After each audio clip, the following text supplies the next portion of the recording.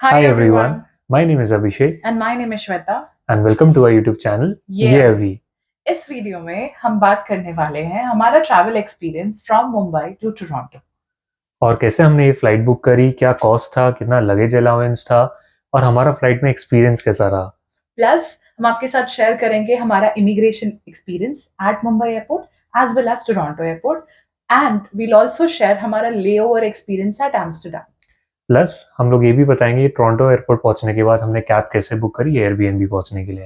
And then in the end हमारे personal suggestions आपके लिए। हमने 2 महीने एडवांस में ही फ्लाइट बुक कर ली और हमने करीबन एक हफ्ते का रिसर्च करा बुक करने से पहले।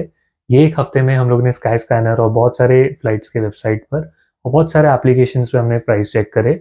हमने ये पैरामीटर सेट करा, फर्स्ट कि कॉस्ट इफेक्टिव हो, दूसरा कि इसमें हम लोग को मैक्सिमम लगेज अलाउंस हो और तीसरा इसमें मिनिमम एक लेओवर हो और एक ही लेओवर हो। और फाइनली हम लोग ने जो फ्लाइट्स फाइनलाइज करी एयर फ्रांस, हम लोग को इसमें बहुत बढ़िया डील मिली। हम लोग को पर पर्सन 2 बैगेजेस मिले 23 केजीज के और एक बैग मिला 12 केजीज का, जो कि check in bag plus accessory bag था।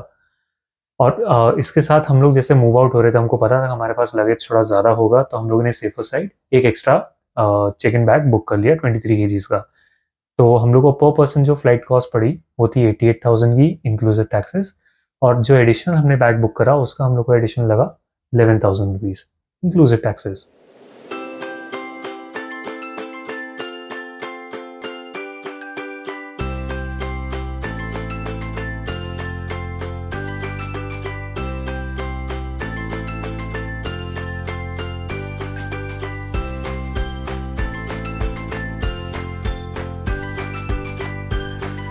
हमारी फ्लाइट मॉर्निंग 4:30 की थी एंड हम घर से 5.5 घंटे पहले निकल गए बिकॉज हमारे घर से भी द एयरपोर्ट वाज 45 मिनट्स का रास्ता।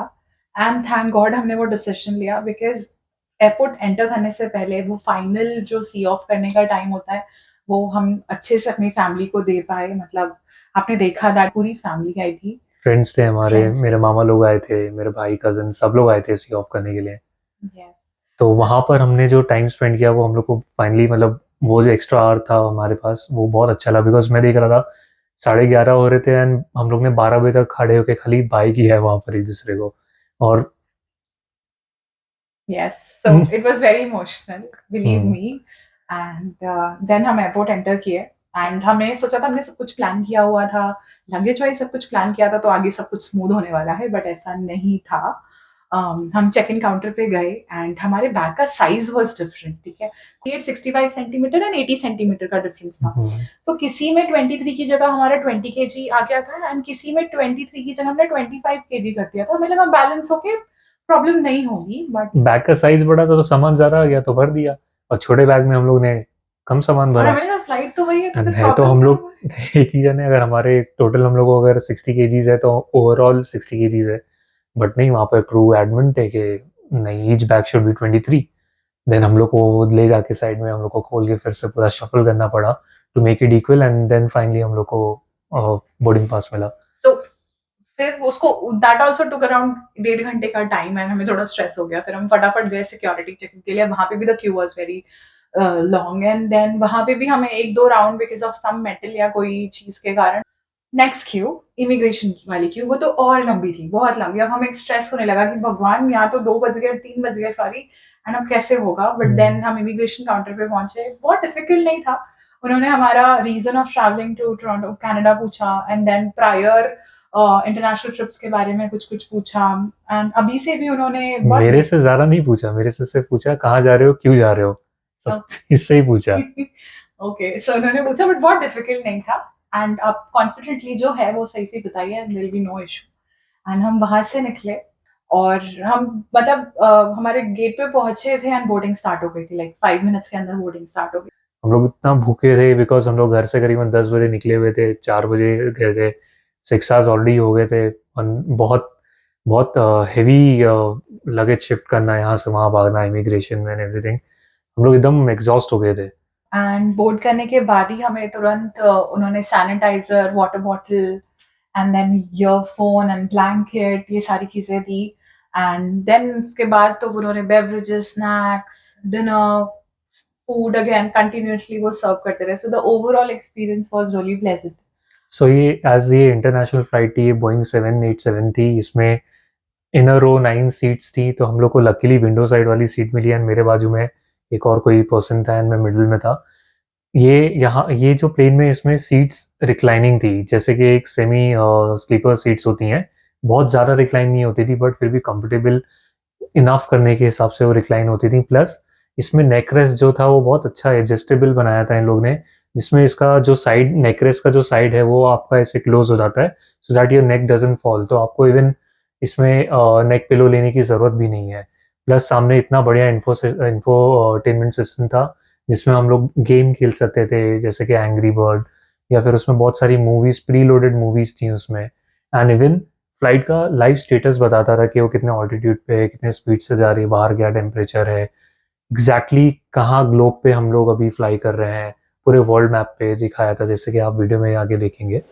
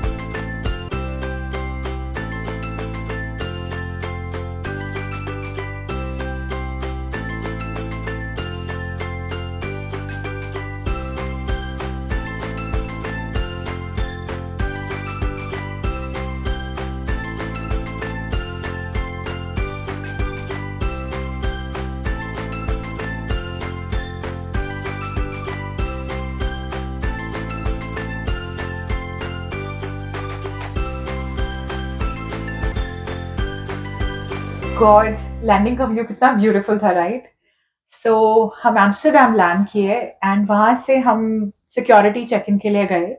सिक्योरिटी चेक इन में बहुत बड़ी लाइन थी एंड वहाँ का सिक्योरिटी चेक सिस्टम इतना एडवांस था, हम लोग को कुछ भी पॉकेट से निकालने की ज़रूरत नहीं पड़ी, सीधा निकाल के अपने बैग में रखना था, बैग को एक ट्रे में रखना था, वो बैग में ही अगर आपका लैपटॉप है या मोबाइल है या चार्जर है जो भी, वहीं पे वो स्कैन कर लेगा। मशीन के थ्रू जाते हैं जो आपको एक्चुअली में स्कैन करती है, उसमें आपको बस हाथ ऊपर ऐसे करके खड़े रहना है एंड आपको पूरा वो एक्सरे निकाल देगा एंड वहाँ पे स्क्रीन पे दिखा देगा कि आपके पास कौन से पॉकेट में क्या रखा है। तो वो तो हमारा क्लियर हो गया। देन वहाँ से हम लोग गए, आगे बढ़े। हम ऐसे एक्सप्लोर कर रहे थे एंड देन हमने वहां पे देखा केएलएम का लाउंज था एंड बिकॉज हमारी टिकट हमारे पास टिकट्स थी, सो हम देन उस लाउंज में गए, हमें वहां पे फ्री एक्सेस था। फिर वहां पे हमने अच्छे से खाया पिया, थोड़ा रेस्ट किया एंड देन फिर से एयरपोर्ट थोड़ा एक्सप्लोर किया। सो हमारी फ्लाइट तो थी एयर फ्रांस की, बट एयर फ्रांस और केएलएम आर पार्टनर्स, दो हमने बुक किया था एयर फ्रांस से, बट हमारी फ्लाइट जो थी वो केएलएम थी, तो हम लोग को केएलएम का लाउंज एक्सेस फ्री था। तो देन हम एयरपोर्ट घूमे and then we went back to हमारा नेक्स्ट फ्लाइट के लिए। वहाँ पे भी इजीली आसानी से हमने, because security check and everything हो ही गया था, तो मैं easily then boarded to our next flight to Toronto.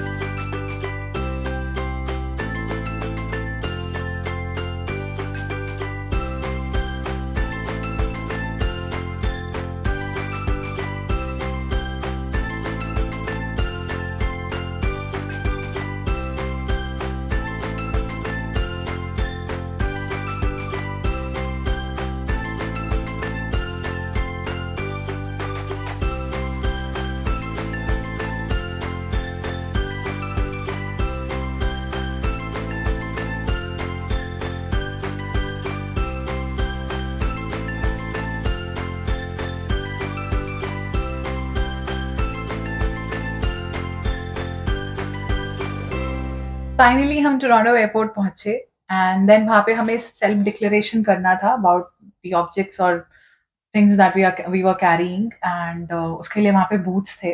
वहाँ बूथ्स पे जाके हमने सारे डिटेल्स फिल करे अपने एंड हमें हमारी पिक्चर लेनी थी, तो वो बूथ ऑटोमेटिकली एडजस्ट होके उसने हमारी पिक्चर ली एंड देन जो रिसिप्ट था वो हमें कैरी करना था at the immigration counter. Now at the immigration counter उन्होंने हमसे बेसिक क्वेश्चंस, क्यों विजिट कर रहे हैं, ये सब पूछा एंड देन हमारे डॉक्यूमेंट्स सारे चेक किए उन्होंने एंड उन्होंने हमसे हमारा एड्रेस लिया एंड दैट्स इट, इतना सिंपल सा प्रोसेस था। एंड उसके बाद हम आगे गए, वहाँ पे उनका एक हेल्पलाइन करके काउंटर था जहाँ पे जितने भी न्यू कमर्स आ रहे हैं उनको उनके इनिशियल डेज में related to house, related to job और एनी कोर्सेज, सेमिनार एक्सेट्रा के लिए उन्होंने गाइड करने के लिए कुछ ऐसे डॉक्यूमेंट्स वगैरह दिए। फिर वहाँ से हम लोग प्रोसीड करे एयरपोर्ट के बाहर। वहाँ पर हमें जाके, एक्चुअली हमारे पास इंटरनेट सर्विस नहीं थी, सिम कार्ड काम नहीं कर रहे थे एंड एयरपोर्ट इंटरनेट बाहर नहीं चल रहा था।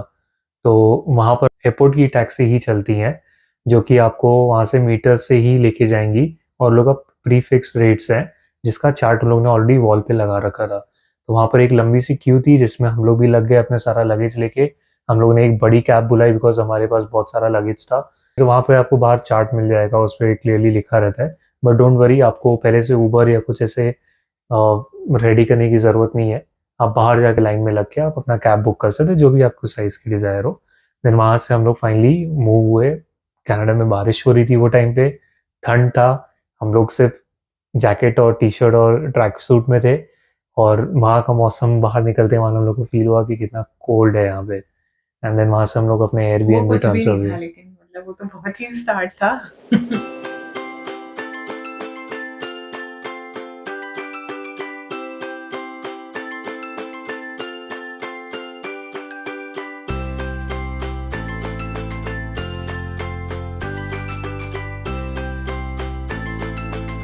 एंड अब बारी आती है हमारे सजेशन की। हमारा पहला सजेशन है दैट अगर पॉसिबल हो तो आपके जो बैग का साइज है वो इवन रखिएगा।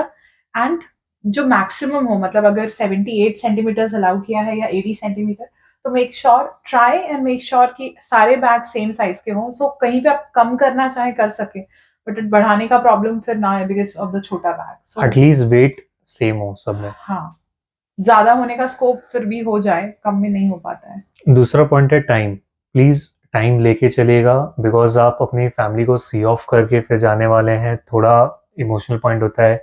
हमारे केस में सब लोग बहुत हैप्पी थे बट एयरपोर्ट पे जब वो रियलाइजेशन हुआ कि बस अब जा रहे हैं, सब लोग एकदम साइलेंट हो गए। तो बहुत इमोशनल वक्त हो इमोशनल। गया था कि हम लोग बाय नहीं कर पा रहे थे जल्दी। तो तो वहाँ पर आप प्लीज़ थोड़ा टाइम लेके एक्स्ट्रा चलेगा। और अंदर बैगेज का जैसे हमारे साथ पंगा हुआ था, आपके साथ ना हो। अगर हो तो आपके पास इनफ टाइम हो उसको टैकल करने के लिए। प्लस आपका इमिग्रेशन भी होना है, सिक्योरिटी चेक भी होना है। So be very careful and go in advance, थोड़ा टाइम एक्स्ट्रा लेके चले। एंड हम तो मुंबई एयरपोर्ट जानते थे, मतलब इंटरनेशनल एयरपोर्ट भी। अगर आपके लिए ऐसा है कि वो एयरपोर्ट भी आपके लिए नया है तो फिर तो और आप एडवांस में ले रहे हैं। हमने 4 घंटे लिए थे, मतलब हम 12:30 एंटर किए थे एंड 4:30 की फ्लाइट थी। तो 4 घंटे हमने लिए थे, तो आप भी एटलीस्ट। थर्ड सजेशन ये रहेगा हमारा कि अगर आप डायरेक्ट फ्लाइट नहीं प्रेफर कर रहे हैं एंड आप लेओवर वाली फ्लाइट प्रेफर कर रहे हैं, तो मेक श्योर दैट मिनिमम 3.5-4 घंटे का लेओवर तो हो, बिकॉज प्रोसेस में टाइम लगता है। एंड अगेन डिफरेंट एयरपोर्ट है, डिफरेंट एक्सपीरियंस, कितना टाइम लग जाएगा। सिक्योरिटी चेक में कितना भी टाइम लग सकता है, तो प्लीज़ मेक श्योर कि आपके पास, आपके 2 घंटे तो कैसे जाएंगे सिक्योरिटी चेक में, फ्रेश होने में और गेट चेंज करने में आपको मालूम ही नहीं पड़ेगा। यस। एटलीस्ट आपके पास 1.5-2 घंटे एक्स्ट्रा हाथ में हो। हाँ, तो एटलीस्ट 3-4 घंटे का तो लेओवर मिनिमम रखिए। एंड अगर सिर्फ एक लेओवर में हो जा रहा है तो वो उतना ही लीजिए, बिकॉज आई सीन फ्लाइट्स जिसमें 2 या 3 लेओवर्स थे, बट वो बहुत कॉम्प्लिकेट हो जाता है। तो कोशिश करिए कि सबसे से कम लेओवर्स रहो, बिकॉज बाहर जाने को आपको मिलता नहीं है 1-2 घंटे में, फिर वो कॉम्प्लिकेशंस बढ़ जाती हैं। बहुत सबसे इम्पोर्टेंट, हमारी फ्लाइट रीस्केड्यूल हुई थी। 2 डेज एडवांस में हम लोग को इन्फॉर्म किया गया था। हमारी पहले थी 2:30 बजे की फ्लाइट, फिर लेटर ऑन हुई वो 4:30 बजे की फ्लाइट। तो प्लीज़ आप भी अपने नोटिफिकेशंस पे एक वॉच रखिएगा ताकि आपको अगर कोई मैसेज या ईमेल से इन लोग डेफिनेटली आपको अपडेट करेंगे अगर ऐसा कोई चेंज होता है तो। एंड एंड फाइनल, गॉड, बहुत इंपॉर्टेंट है कि आप अपना टिकट वीज़ा आने के बाद बुक करें।